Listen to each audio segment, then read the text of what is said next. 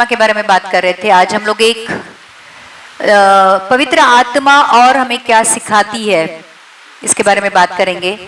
बहुत सारे लोगों को, कितने लोगों को ऐसे लगता है कि मुझ में पवित्र आत्मा नहीं है या है? आप जैसे हम लोगों ने लास्ट टाइम बोला था कि पवित्र आत्मा है, पवित्र आत्मा दिखती नहीं है, बराबर? वचन तुमको दिखेगा कि आप पढ़ रहे हो करके, लेकिन पवित्र आत्मा आपको नहीं दिखेगी। पवित्र आत्मा का चिन्ह मैंने आपको ये बोला था कि जब आपको पाप का गहराई से एहसास होता है, जब आपको लगता है, एक क्लियर कट आपको एक आइडिया मिलती कि ये सही है, ये गलत है। पवित्र आत्मा जब आपके अंदर काम करने लगती, आप चर्च भागे भागे आते हो, आप प्रार्थना में बैठ जाते हो, आप वचन पढ़ते हो, आप दूसरों के लिए प्रार्थना करते हो, आपको दूसरों के ऊपर दया आती है, आप दूसरों को प्यार करना सीखते हो, आप दुश्मन को माफ करना सीखते हो। ये पवित्र आत्मा के आपके जीवन में जो काम कर रहा है उसके लक्षण है। आपको अभी काफी सारे लोग बोलते हैं कि पवित्र आत्मा मतलब वैसे शेकिंग करना या पवित्र आत्मा में बात करना या किसी को आपने प्रार्थना की, वो पवित्र आत्मा के दान है। लेकिन पवित्र आत्मा के जो फल है वो आपके जीवन से आपको दिखाई देते हैं, जैसे प्रेम, शांति, आनंद, सहनशीलता, विश्वास। ये सारी जो पवित्र आत्मा के फल है ये आपके जीवन में दिखाई देते, तब समझना कि पवित्र आत्मा आपके जीवन में काम कर रही है। और जैसे हम लोग बात कर रहे पवित्र आत्मा की कि पवित्र आत्मा जब मिलती है, आपका एक पर्सपेक्टिव, एक आपका सब चीजों की तरफ देखने का एक नजरिया बदल जाता है।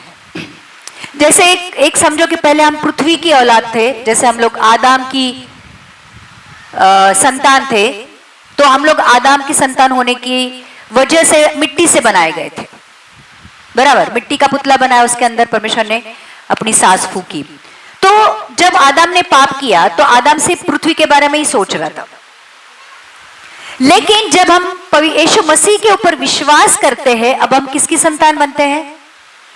अब तुम यहां से उठकर कहां बैठ जाते हो?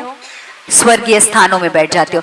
पहले आप पृथ्वी पर बैठकर पृथ्वी की चीजें के बारे में सोचते थे, मेरा कैसा होगा, कैसे होगा, कब होगा, क्या होगा, और हमेशा पैसा, प्रॉपर्टी, बच्चा, मतलब जो भी भौतिक चीजें आप उसके बारे में सोच रहे थे। लेकिन जब आपका पवित्र आत्मा के द्वारा नया जन्म होता है, आप किसकी संतान बनते हो? परमेश्वर की। आप कहां बैठते हो? आप देखो, यहां बैठकर दुनिया देखना और वहां बैठकर दुनिया देखने में क्या फर्क है? अब आप समझे मैं क्या बोल रही हूं? अब आपके जो विचार है वो पृथ्वी के नहीं होते हैं या पृथ्वी के लिमिटेड नहीं होते हैं। अब आप स्वर्गीय स्थानों में बैठकर स्वर्गीय विचार करते हो। अब जब स्वर्गीय स्थानों में बैठते हो तो आपको यीशु की तरफ, आज से देखेंगे कि जब हम पवित्र आत्मा के द्वारा या पवित्र आत्मा मिलने के बाद यीशु की तरफ देखने का, पिता की तरफ देखने का, वचन की तरफ देखने का, या जग की तरफ देखने का, पाप की तरफ देखने का आपका नजरिया कैसे बदलता है, आज हम ऐसे देखेंगे। देखो, जब आप शुरू में परमेश्वर में आते हो, आप बाइबल खोलते हो और आपको कुछ समझ में नहीं आता है, बहुत सारी चीजें आपको समझ में ही नहीं आती है। इनफैक्ट आपको लगता है ये कैसे हो सकता है, ये हो ही नहीं सकता है। कल मैं किसी के साथ बात कर रही थी, मैं किसी के साथ परमेश्वर का वचन बांट रही थी। वो एक नया इंसान था, उसने कभी परमेश्वर के बारे में सुना नहीं था। तो मैंने उसको वो बोला कि हर एक ने पाप किया है, हर एक पाप का वेतन मृत्यु है, वो नरक में भुगतना है, लहू बहाए बगैर पापों की क्षमा नहीं होती है। यीशु मसीह ने पवित्र आत्मा के द्वारा जन्म लिया, कोई पाप नहीं किया, उसके पवित्र लहू के द्वारा हमारे पापों की क्षमा हो गई। और वो इंसान ऐसे देख रहा था और बोल रहा था कि नहीं मालूम, मतलब नहीं जानता कि ये सब कुछ हुआ है नहीं। और आखिर में मुझे ये बोला कि मुझे इस सारी चीजों की जरूरत नहीं है। मतलब जब तक आपको पवित्र आत्मा का स्पर्श नहीं होता है, तब तक ये किताब में लिखी हुई सच्चाइयां आपके हृदय तक पहुंचती नहीं है, पहुंचती नहीं है। देखो, आप सिर्फ ऊपर से बाइबल पढ़ो, आपके दिमाग में कुछ नहीं जाएगा, लेकिन पवित्र आत्मा के द्वारा आप वचन पढ़ो, वो आपके हृदय पे लिखा जाता है। जैसे एक पत्थर के ऊपर जब कारागिरी होती है वो परमानेंटली होती है, वैसे जब पवित्र आत्मा के द्वारा आप जब वचन पढ़ते हो, इसलिए वो कहता है कि अब मैंने नियम को, वचन को तुम्हारे हृदय की पाटी पर लिखा है। ये हृदय की पाटी पर वचन कौन लिखता है? पवित्र आत्मा लिखता है। तो आज हम देखेंगे कि यीशु जब पवित्र आत्मा से भर जाते हैं, हमारा दुनिया की तरफ और एक ओवरऑल सब चीजों की तरफ देखने का नजरिया बदल जाता है। और अब हम एक क्लैरिटी आती है जीवन में, हमें हमारा एक जीवन का एक मार्ग पता चलता है कि अब मुझे किस मार्ग पर चलना है ना, मुझे सच्चाई के मार्ग पर चलना है। जैसे बहुत सारे आपके जीवन में चुनाव आते हैं कि मैं राइट करूं कि रॉन्ग करूं, मैं ये डिसीजन लूं कि मैं वो डिसीजन लूं।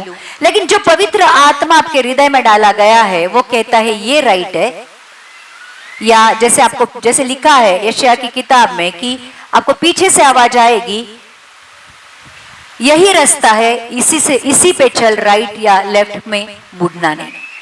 तो ये जो क्लैरिटी आती है, एक फोकस लाइफ आपकी हो जाती है। आप तय करते हो कि परमेश्वर मेरा पिता पवित्र है और वो चाहता है कि मैं पवित्र बनूं, और फिर आप पवित्रता की ओर बढ़ने लगते हो। कितनी सारी टेम्पटेशंस आती है, परीक्षा आती है, शैतान आपको बहुत सारे ऑफर देता है, अच्छी ऑफर आती है आपके जीवन में, लेकिन आप कहते हो नहीं, मैंने जो सत्य का मार्ग चुना है मैं वो सत्य के मार्ग पर चलूंगा, भले मेरा कितना भी नुकसान क्यों ना हो। ये जब आता है आपके जीवन में तो समझ लेना पवित्र आत्मा काम कर रही है, क्योंकि आपका एक क्लैरिटी आ जाती है, आप एक फोकस आ जाता है, आपका जीने का एक आप तय करते हो कि यही रास्ते पे मुझे जाना है, क्योंकि यीशु मसीह इसी रास्ते पे चला था। भले फिर क्रूस उठाकर क्यों ना चढ़ना पड़े, मेरा नुकसान क्यों ना हो, मुझे दुख क्यों ना उठाना पड़े, दुनिया क्यों मेरे पीछे छूट ना जाए, अपने क्यों मुझे छोड़ ना दे, लेकिन फिर भी क्योंकि क्या होता है मालूम है, ये आप नहीं हो। लिखा है वचन में कि मैं तो क्रूस पर अपने आप को मैंने टांग दिया, अब जो कुछ भी मुझे जीवित है वो यीशु मसीह है। अब वो यीशु मसीह हमेशा आत्मा की बात मानता है और आत्मा से ही चलता है। यीशु मसीह मतलब वचन, आत्मा और वचन एक दूसरे के साथ मिलकर काम करते हैं और आपके जीवन को वो ऑर्गेनाइज करते हैं, आपके जीवन को वो सही बनाने की कोशिश करते हैं। आज हम देखेंगे कि पवित्र आत्मा के नजर में यीशु की तरफ, पवित्र आत्मा की नजर से हम यीशु की तरफ कैसे देखेंगे। पवित्र आत्मा हमें ये सिर्फ याद नहीं दिलाती कि यीशु जिंदा है, परंतु ये भी याद दिलाती है, गहराई तक हमको लेके जाती है इस सच्चाई में कि यीशु सामर्थ और अधिकार के साथ जिंदा है। पवित्र आत्मा हमेशा आपको यह एहसास दिलाती कि जिस परमेश्वर की आप पूजा करते हो, जिस परमेश्वर की आप आराधना करते हो, जिस परमेश्वर के आगे आप झुकते हो, जिसकी आप प्रार्थना करते हो, वो जिंदा है। नहीं मालूम था कि वो सुन रहा है कि नहीं सुन रहा है, वो देख रहा है कि नहीं देख रहा है, वो सोच रहा है कि नहीं सोच रहा है, वो उत्तर देगा कि नहीं देगा। लेकिन अब जब हम यीशु मसीह के पास आते हैं, हमें मालूम होता है, पवित्र आत्मा हमारे ऊपर ये प्रकट करता है, यीशु मसीह जिंदा है, और ना सिर्फ जिंदा है परंतु सामर्थ और अधिकार के साथ जिंदा है। आइए हम लोग देखते हैं वचन, प्रेरितों की किताब 2 अध्याय 32 से 36।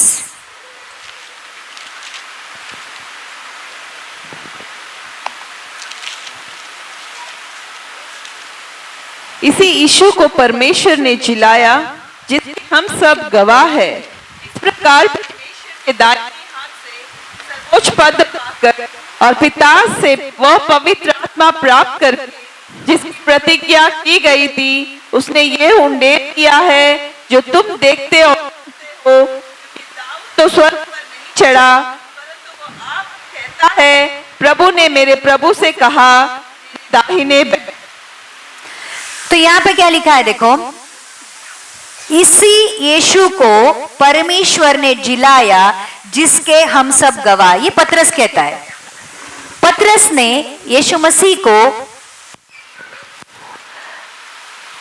देते हुए भी देखा था और तीसरे दिन जी उठते हुए भी देखा था और 40 दिन के बाद स्वर्ग में जाते हुए भी देखा था। तो पतरस गवाह था कि यीशु मसीह उसके साथ उसने काम किया था, क्योंकि वो यीशु मसीह का एक शिष्य था, उसके साथ उसने चला फिरा था, उसके साथ उसने बहुत सारे चमत्कार देखे थे, उसको मरते हुए देखा था, उसको कब्र में डालते हुए देखा था, तीसरे दिन जीते हुए देखा था और फिर तीसरे दिन जीने के बाद भी चिन्ह चमत्कार करते हुए देखा था और 40वें दिन ऊपर स्वर्ग में जाते हुए भी देखा था। तो इसलिए पतरस क्या कहता है यहाँ पे, इसी यीशु को परमेश्वर ने जिलाया जिसके हम सब गवाह है। और आगे लिखा है, इस प्रकार परमेश्वर के दाहिने हाथ में सर्वोच्च पद पाकर, अब यीशु मसीह कहां बैठा है, पिता की दाहिनी ओर। कौन सा पद दिया गया है उसको, सर्वोच्च का मतलब क्या होता है, सबसे ऊंचा। उस यीशु मसीह को जिसको लोगों ने क्रूस पर चढ़ाया था, वो जो तीसरे दिन जी उठा, उसको पिता ने अपने दाहिनी ओर सर्वोच्च पद दिया है और पिता से वो पवित्र आत्मा प्राप्त करके जिसकी प्रतिज्ञा की गई थी, उसने वो उंडेल दिया है जो तुम देखते और सुनते हो। ये कब की बात है, जब पेंतकुस्त के दिन पवित्र आत्मा वो 120 लोगों के ऊपर उतर कर आई थी। आंधी आया था, तूफान आया था, सब धरती कांप गई थी और हरेक ने ज्वाला की तरह, जीभ की तरह ज्वाला की लपटे हरेक के सर के ऊपर देखी थी और लोग पवित्र आत्मा में अन्य अन्य भाषा में बात करते हुए देखे थे। वो लोगों ने वो देखा था, वो जो नजारा देखा था। अब पतरस उनको एक्सप्लेन कर रहा है कि ये चीज क्या है। वो कहता है कि यीशु मसीह क्रूस पर चढ़ाया गया, तीसरे दिन जी उठा, अब वो जाकर सर्वोच्च पद पाया है उसने, पिता के दाहिनी ओर में, दाहिनी ओर जाकर बैठा है। और जिस पवित्र आत्मा का प्रॉमिस किया गया था, जिस पवित्र आत्मा के बारे में बताया गया था, जिसकी प्रतिज्ञा की थी, उसने ये उंडेल दिया है, क्योंकि हर एक जन पवित्र आत्मा से, उसकी सामर्थ से भर गए थे, जो तुम देखते और सुनते हो। क्योंकि दाऊद तो स्वर्ग पर नहीं चढ़ा, परंतु वह आप कहता है, प्रभु ने मेरे प्रभु से कहा, मेरी दाहिनी बैठ, जब तक कि मैं तेरे बैरियों को तेरे पांव तली चौकी न बना दूं। अतः अब इज़राइल का सारा घराना निश्चिंत रूप से जान ले कि परमेश्वर ने उसी यीशु को, जिन्हें तुम्हें क्रूस पर चढ़ाया, प्रभु भी ठहराया और मसीह भी। तो जिन लोगों ने यीशु मसीह को क्रूस पर चढ़ाया था, वो लोग जानते थे कि दाऊद राजा ये प्रार्थना करता है कि मेरे प्रभु ने मेरे प्रभु से कहा कि मेरे दाहिनी ओर बैठ। मतलब पिता ने पुत्र से कहा कि मेरी दाहिनी ओर बैठ, लेकिन पुत्र को पिता के दाहिनी ओर बैठने का मौका कब मिला, जब वो क्रूस पर चढ़ा और तीसरे दिन जी उठा। तो ये जो यीशु मसीह है, अब जो जिंदा है, वो सर्वोच्च पद पाकर जिंदा है, वो महिमा में जिंदा है। जिसके पास अधिकार है, जिसके पास सामर्थ है, उसके साथ वो जिंदा है। इसलिए जिस यीशु को आप विश्वास करते हो, जिस यीशु की आप प्रार्थना करते हो, जिस यीशु के लहू को या उस यीशु के देह के आप सहभागी हो, वो कौन है, वो सर्वोच्च पद पाकर सामर्थ्य और अधिकार के साथ पिता के पास बैठा है। ये जानना क्यों जरूरी है, क्योंकि जिस परमेश्वर की आप प्रार्थना, जिस परमेश्वर की आप पूजा करते हो, आप उसके जैसे बन जाते हो। जब यीशु मसीह के बारे में आप ये जानते हो कि वो तीसरे दिन जिंदा हो गया, सर्वोच्च पद पाकर पिता के दाहिनी ओर बैठा है, उसके पास सामर्थ्य है, उसके पास अधिकार है, और वो भी ठहराया गया है और मसीह भी ठहराया गया है। हम ऐसे प्रभु की प्रार्थना करते हैं जिसके पास सामर्थ्य और जिसके पास अधिकार है, सारे पृथ्वी के ऊपर और सारे स्वर्ग के ऊपर। हम कोई ऐसे ऐरे गहरे परमेश्वर की प्रार्थना नहीं करते। ये जानना बहुत जरूरी है, क्योंकि जब तक परमेश्वर को नहीं जानोगे, तब तक आप विश्वास में नहीं बढ़ोगे। क्योंकि हमारा एक ऐसा विश्वास होता है कि जहां पे भी श्रद्धा रखो काम हो जाता है। तो हम लोग कहीं पे भी अपनी श्रद्धा रखते हैं। आपको मालूम है आपने कहां कहां आपकी श्रद्धा रखी है? कहीं पे भी, कहीं पे भी आपकी श्रद्धा होती है। कुत्ते में भी होती है, बिल्ली में भी होती है, गाय में भी होती है, इसमें भी होती है। श्रद्धा है बाबा, श्रद्धा है। ध्यान रखना, जिसके ऊपर आप श्रद्धा रखते हो, जिसकी पूजा करते हो, आप वैसे जैसे उसके जैसे बनने लगते हो। इसलिए आज बहुत सारे लोग जानवर बन गए हैं क्योंकि वो जानवरों की पूजा करते हैं। बहुत सारे लोग पत्थर बन गए क्योंकि वो पत्थरों की पूजा करते हैं। लेकिन हम जो जीवित यीशु मसीह की पूजा करते हैं, पवित्र परमेश्वर की पूजा करते हैं, जो सामर्थ और महिमा का और जो अधिकार का परमेश्वर है, हम वैसे बनने लगते हैं। हम उसके साचे में ढलने लगते हैं दिन ब दिन। ये कौन आपके ऊपर प्रकट करता है? जब तक पवित्र आत्मा आपके ऊपर प्रकट नहीं करेगा, आप नहीं जानोगे कि पवित्र परमेश्वर कौन है। क्योंकि पवित्र आत्मा आपको परमेश्वर के पास लेके जाता है। इसलिए हम कहते हैं ना, ले चल मुझे, या फिर पवित्र आत्मा ले चल मुझे यीशु के चरणों में। तो ये पवित्र आत्मा, जब पवित्र आत्मा की सामर्थ आपके अंदर काम नहीं करेगी, आप परमेश्वर को कभी जान नहीं पाओगे। जब पवित्र आत्मा के द्वारा आप जब वचन पढ़ने लगते हो, ऐसे लगता है कि परमेश्वर मुझसे बात कर रहा है। वो उपस्थिति महसूस होती है, वो आग महसूस होती है, वो प्यार महसूस होता है, वो सांत्वना महसूस होती है। इसलिए चर्च पवित्र आत्मा द्वारा हमें ये मालूम होता है कि यीशु आदि में वचन था, जो परमेश्वर था, देहधारी हुआ, इस पृथ्वी पर आया, शैतान को हराने का काम उसने किया, उसके लहू बहाने के द्वारा हमारा उद्धार हुआ है। इसके लिए पिता ने उसे सारे जगत के ऊपर अधिकार दिया, सारी चीजें उसके पांव तले कर दी। वो आज पिता की दाहिनी ओर बैठा है। आज हम यीशु पर विश्वास करते हैं तो यीशु की दाहिनी ओर बैठने का अधिकार हमें भी मिलता है। और यीशु को जो अधिकार और सामर्थ्य मिली है, वो आपको भी मिलती है। इसलिए जो कुछ भी आप यीशु के नाम से मांगते हो, आपके लिए दिया जाता है। आप समझे? इसलिए जानना बहुत जरूरी। इसलिए पवित्र आत्मा के द्वारा परमेश्वर को ढूंढना और परमेश्वर को पाना बहुत जरूरी होता है। फिर ऐसे लिखा है कि वचन परमेश्वर है। अगर आपको यीशु को मिलना है, यीशु के साथ रूबरू होना है, यीशु को पाना है, यीशु को अपने दिल में बिठाना है, आपको पवित्र आत्मा की बहुत जरूरत है। क्योंकि पवित्र आत्मा के बगैर आप ये कभी नहीं कर पाओगे। पवित्र आत्मा के बगैर ये किताब कुछ भी नहीं है, एक ज्ञान है, सिर्फ ज्ञान है। लेकिन पवित्र आत्मा के साथ वो वेपन है, क्योंकि वचन पवित्र आत्मा की तलवार है।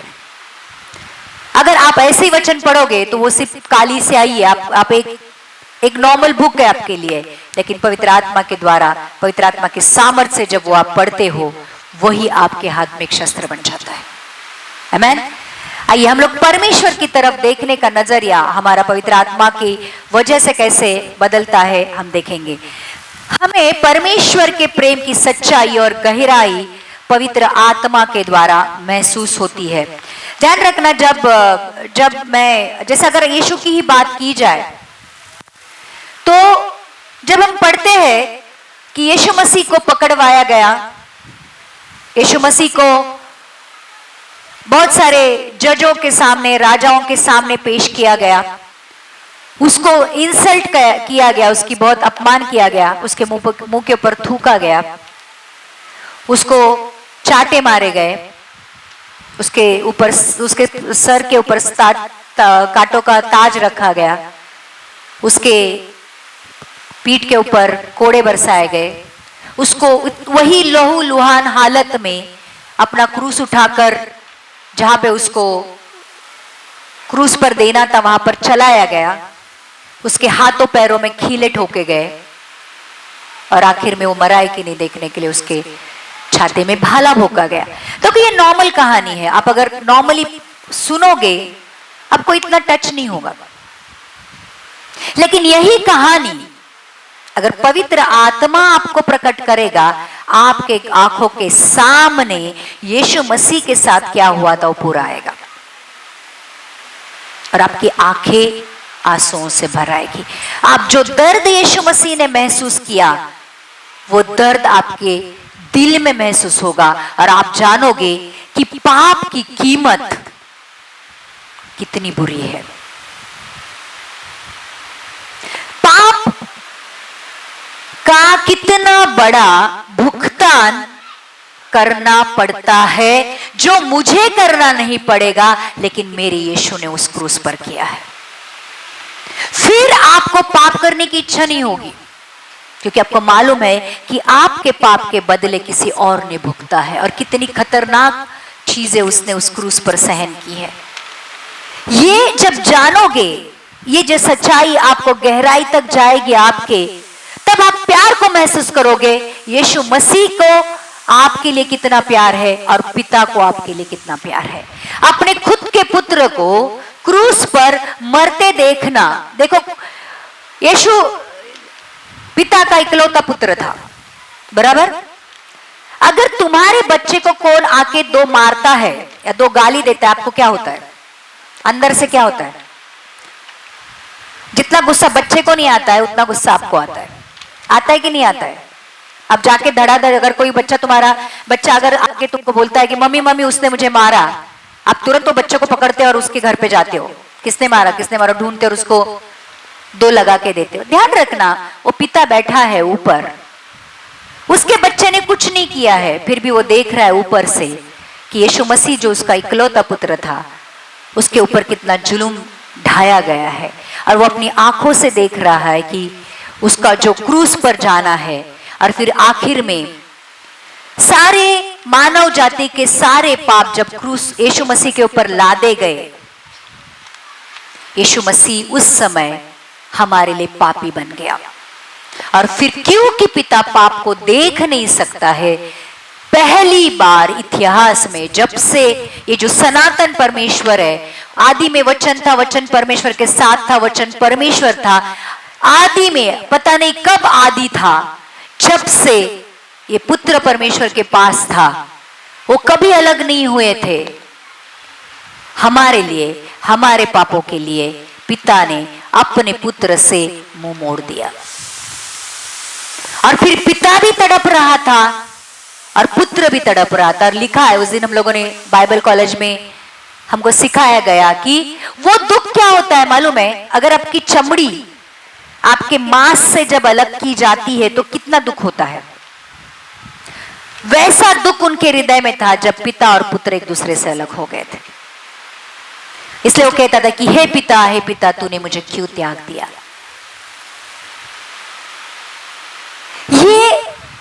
ये कब आपको महसूस होता है मालूम है?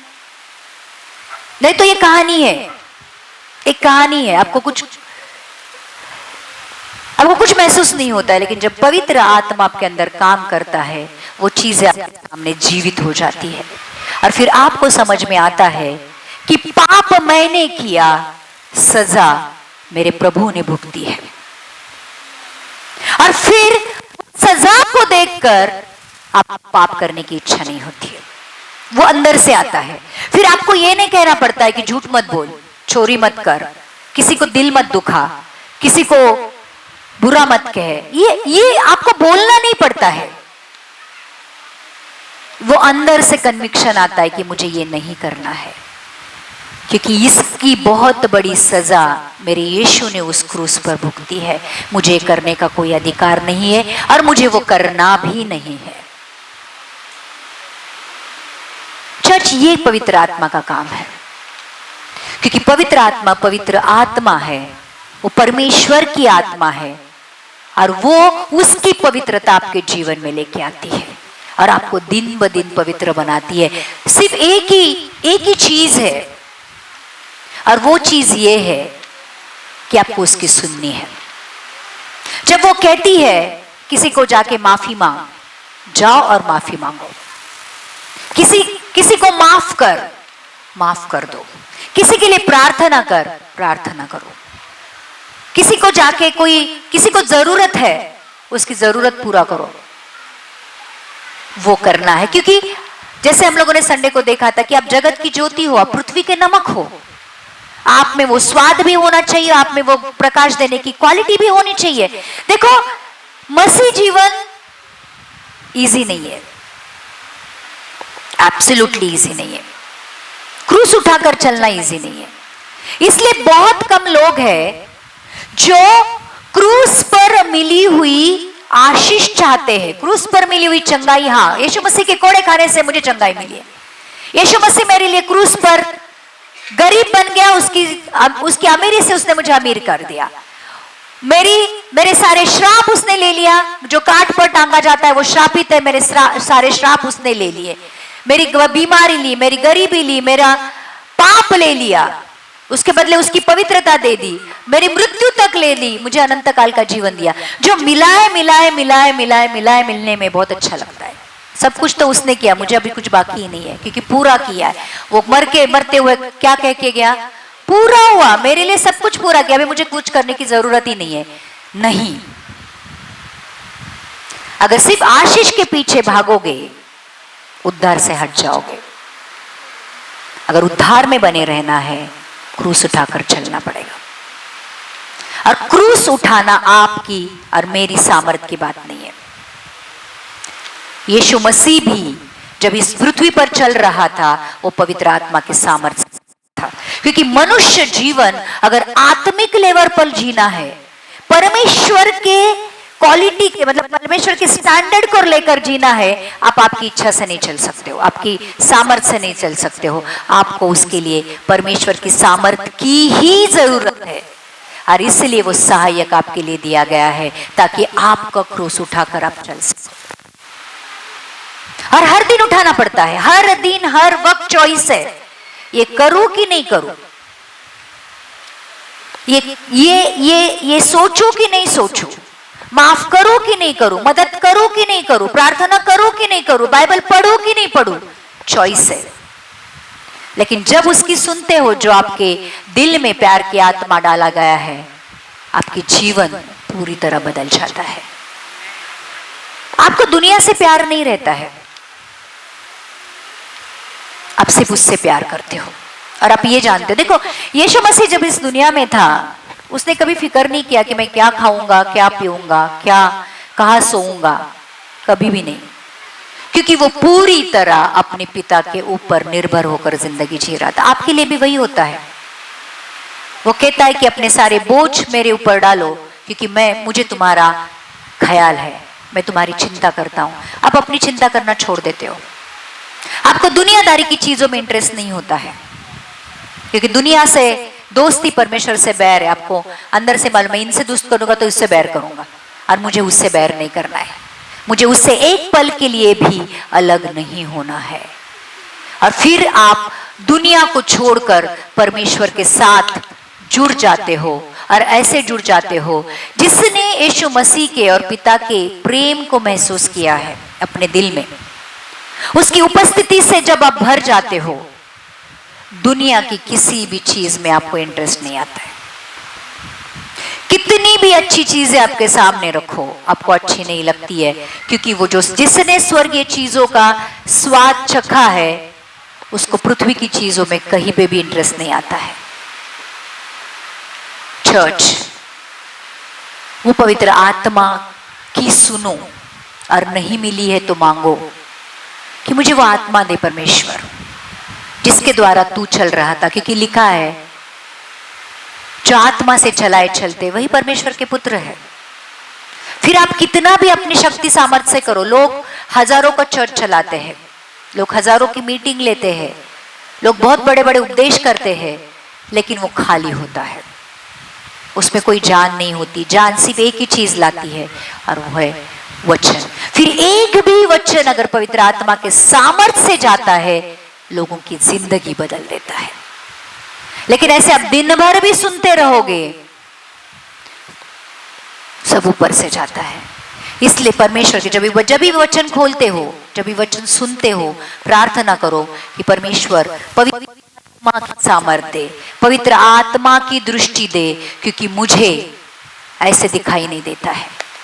और जब पवित्र आत्मा आपके ऊपर परमेश्वर के प्रेम को प्रकट करती है, आपको फिर कहीं और जाकर परमेश्वर लोगों के प्रेम की जरूरत नहीं पड़ती है। इनफैक्ट आप एक स्रोत बन जाते हो, एक उगम बन जाते हो, जिसके द्वारा दुनिया को प्यार मिलता है या दुनिया की मदद होती है। इसलिए तो आपको क्या कहा गया है? पृथ्वी के जगत की ज्योति कहा गया है। आप परमेश्वर के राजदूत हो। परमेश्वर खुद आकर अब खुद को दिखा नहीं सकता है, आपके द्वारा परमेश्वर दुनिया के ऊपर प्रकट हो रहा है। तो हम परमेश्वर को कैसे प्रकट कर रहे हैं, ये हमारे ऊपर है। क्योंकि जब मैं चर्च आती हूं, जब मैं वचन सुनती हूं, जब मैं प्रार्थना करती हूं, तब मेरे जीवन के द्वारा मसीह प्रकट होता है। और जिस तरीके का मसीह में प्रकट करती हूं, उस तरीके का मसीह लोगों को समझ में आता है। देखो, कई कई राष्ट्र है हमारे जगत में, उनका एक उनके बारे में बताया जाता है। जैसे अमेरिका है, अमेरिका में क्या बताया जाता है? बहुत ज्यादा अमेरिका में पावर है। अगर अमेरिका को सामने रखोगे तो पावरफुल है। इंडिया के बारे में देखा जाए तो बुद्धि है। लोगों, हमारे इंडियन लोगों में बहुत बुद्धि है। कई राष्ट्र ऐसे आतंकवादी उनको घोषित किया गया है।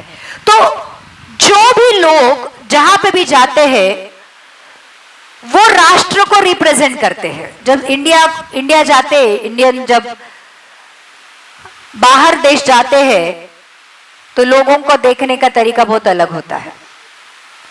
एक तो इंडिया का इमेज ऐसा है कि बहुत गरीब है, बहुत साफ सुथरे नहीं है। जब अमेरिकन जब ये यहाँ पे आते हैं तो बहुत सावधानी बरत कर आते हैं। मलेरिया तो नहीं होगा, टीबी तो नहीं होगा, HIV तो नहीं होगा, ये तो नहीं होगा, वो तो नहीं होगा, वो तो क्या होता है कि हमारी इस दुनिया में एक इमेज बन गई है। लोगों के नजर में हमारी इमेज है। वैसे ही देखो, ध्यान रखना, जब हम चर्च आते हैं, परमेश्वर की इमेज, क्योंकि परमेश्वर ने हमें किसके स्वरूप में बनाया गया है?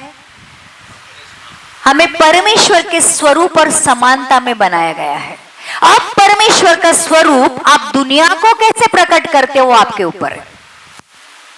और आपका स्वरूप जो बिगड़ा गया था, यीशु मसीह को जब मुंह पे थूका जा रहा था, यीशु मसीह की लिटरली दाढ़ी खींची जा रही थी। और जब दाढ़ी खींचते हैं तो वो दाढ़ी के साथ उसका चमड़ी भी उधड़कर बाहर आ रही थी। ऐसे लिखा है, उसका स्वरूप इतना खराब किया गया था, लोगों ने उसको इतना बुरी तरह से घायल किया था कि वो मनुष्य है ये कहने के भी लायक उसको नहीं छोड़ा था। तो उसने जो इमेज अपनी खराब की थी, वो इसलिए थी कि परमेश्वर की इमेज मुझे वापस मिले। अब वो परमेश्वर की इमेज को मैं दूसरों के सामने कैसे प्रकट करता हूं, ये मेरे ऊपर है। इसलिए चर्च में आने के बाद बदलना बहुत जरूरी है, बहुत जरूरी है। क्योंकि अब आप अपने नहीं हो, अब आप परमेश्वर के हो। आप मोल लिए गए हो, आपको यीशु मसीह ने खरीद लिया है। अब आप यीशु मसीह के हो। अब आपकी खुद की इच्छा, आपकी खुद की मर्जी आपके जीवन में नहीं चलेगी। अब आपकी चलेगी तो सिर्फ परमेश्वर की इच्छा और परमेश्वर की मर्जी चलेगी। आमीन। आइए हम प्रार्थना करते, धन्यवाद करते परमेश्वर तेरे वचन के लिए। प्रभु यीशु, आज हमें प्रार्थना करते कि तेरे स्वरूप और तेरी समानता के साथ जैसे तूने आदम को बनाया था, तेरी पवित्र आत्मा का उसके अंदर तूने सांस डाली थी परमेश्वर, आज फिर एक बार हम प्रार्थना करते हैं, तेरे लहू से हमें शुद्ध कर, पवित्र कर। तेरी पवित्र आत्मा से तू हमें सामर्थ दे प्रभु, ताकि जिस काम के लिए तूने हमें इस पृथ्वी पर भेजा है वो काम हम करें। और जब हम स्वर्ग पहुंचे तो तू हमसे हमारी पीठ थपथपा कर ये कहे, धन्य है मेरे सेवक, वेल डन माय सर्वेंट। परमेश्वर, हमारे जीवन का मकसद वही है कि हम स्वर्ग पहुंचे और तुझसे महिमा पाए। यीशु मसीह के नाम से मांगते हैं, आमीन, आमीन।